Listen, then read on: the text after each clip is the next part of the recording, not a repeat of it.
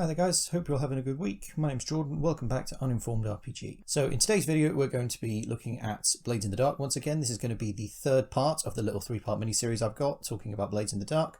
This episode is going to focus specifically on my favourite mechanics of the system. So without further ado, let's jump into the first one. So the first mechanic I want to talk about today is harm. Harm in Blades in the Dark is basically the health system, like the hit point system, which replaces the traditional hit point system that you would find in games like Dungeons and Dragons, whereby players don't have numerical hit point values, they take instead levels of harm. These harm levels are split into 4 levels. Level 1 harm, obviously 2, 3 and 4. Level 4 harm in this game, let's start off at the top, is death. If you ever take level 4 harm, you are instantly dead. Level 1 harm is basically mild conditions like charmed or stunned that have a minor impact. Level 2 harm would be things that have a little bit more of an effect on the character, so like broken leg. Concussion is a level 2 harm effect. Level 3 harm is something that means that the character is essentially disabled and requires help to do things, so they are bleeding out, they are immobilized, they're terrified as well, which could be a mental harm effect. So the reason why I really love the system is it adds more story into the combat encounters of the game. So there is no initiative system necessarily in Blades in the Dark, and there is also no hit point values for the enemies. Instead, success is gained by essentially how well or how poorly you roll. So if you roll really well in a combat encounter, you're going to do serious harm to enemies. If you roll really poorly, you're going to take harm yourself. So you might be trying to fight on a gang one-on-one, one of them's armed and you're not. If you obviously take a hit from that armed person, you're going to instantly be taking a sort of high level of harm, which can happen. It's not like in D&D whereby a certain weapon does a certain dice damage, you take a certain number of hit points, because that can kind of kill the suspense sometimes, especially at higher levels where 7 hit points worth of damage is not really much to your character. At any point during the game, you can take a very, very severe level of harm from one attack.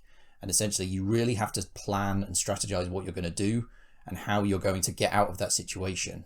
And it just makes it so much more immersive, so much more tense. And personally, I think lends to a much better story. And it means that people are always constantly on edge. They're not playing like heroes that are absolute bosses and going to be able to take loads of damage. No, they're actually quite vulnerable. And combat encounters are to be avoided or to be really, really thought about in terms of how am I going to get out of this situation? What am I going to have to do to deal with this and get out of it? So yeah, I think the harm system is a really good mechanic in this game, and like I say, it really adds some tension to those more gritty encounters that you come across. The second mechanic that I want to talk about today is probably one of the most unique mechanics in all of this game, and it is flashbacks. So flashbacks are basically a way to plan out what your party does in this game. So one of the key things about this game is that planning is done in reverse. By that I mean, if you decide to go on a heist or you decide to attack a target in any way, you basically stop the planning stage at the location and then the method of entry. So whether that be an attack, whether that be a sneak, you're sneaking in the back way, whether that be taking advantage of a social event, that's where the planning stops. You decide if you're going to go in and then you cut straight into the action. You are then in the middle of the scenario, you've already got in, and now you're dealing with the situation as it unfolds. And how flashbacks work basically is that because you've skipped over that initial planning stage that you would have done, sometimes we've all been there, you spend like 45 minutes sometimes to an hour planning how you're going to approach a situation, what's the best strategy to take, you test things out, see what things are going to work, you might be talking to people, you might be doing like gathering certain equipment that you need, whereas no, Blades in the Dark cuts all of that out and puts you straight in the middle of the action. And you then use flashbacks to set up yourself in the past to encounter things that come across in the present. So for example, you jump straight into the action, you're instantly faced with 2 guards standing in front of a locked door and they're asking you what you're doing. So one player says, flashback, I go back to a time where I spoke to these guards earlier, I bribed them and they are just going to let us past specifically. Then we cut back to the present. Great. Yep, they remember you. They're going to let you go. There isn't a no cost element to flashbacks. You do have to take a certain level of stress within your character depending on how difficult the task is to obtain. So bribing a couple of guards, probably not too difficult to do, but maybe if they were only available like in the guardhouse and you had to get in there somehow, you would take more stress. Or for example, you might want to say, oh, I want to plant a bomb in the building, and that's actually going to be a very complicated action that's going to require quite a lot of planning and essentially skill on the character's part, so they would take a lot more stress for that. It might even require an actual skill roll within the flashback to determine just how successful they were. So then you cut back to the present. If you had a really high skill roll in the flashback, then your action actually wasn't that successful. You might think it was, and you would still take the stress cost, but there is now an additional complication that you have to deal with.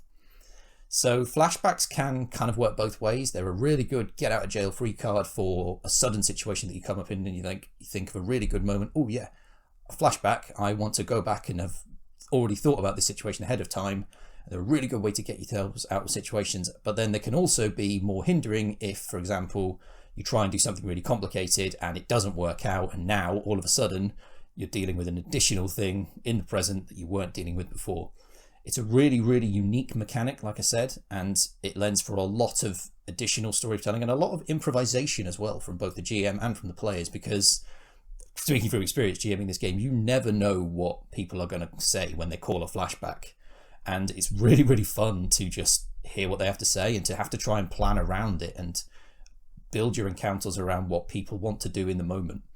I just think it's really cool, and like I say, a really fun, unique mechanic that can take a little bit of getting used to sometimes. It is kind of difficult to get traditional TTRPG players to unhook from the no planning element of it.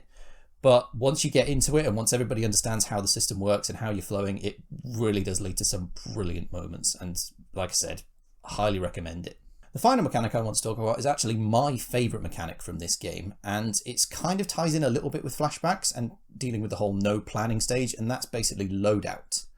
So Loadout in this game is essentially your inventory. So characters in this game have a standard inventory list that every character has available to them, and then each playbook or archetype in this game basically has a set of unique items that they can call upon specifically within their class to help them with stuff. So for example, the Cutter, who's like the sort of big heavy brawler type, they've got like advanced wrecking tools, sledgehammers, all that jazz. And then the Spy might have a good cover identity or a disguise that they can then sneak past a social situation.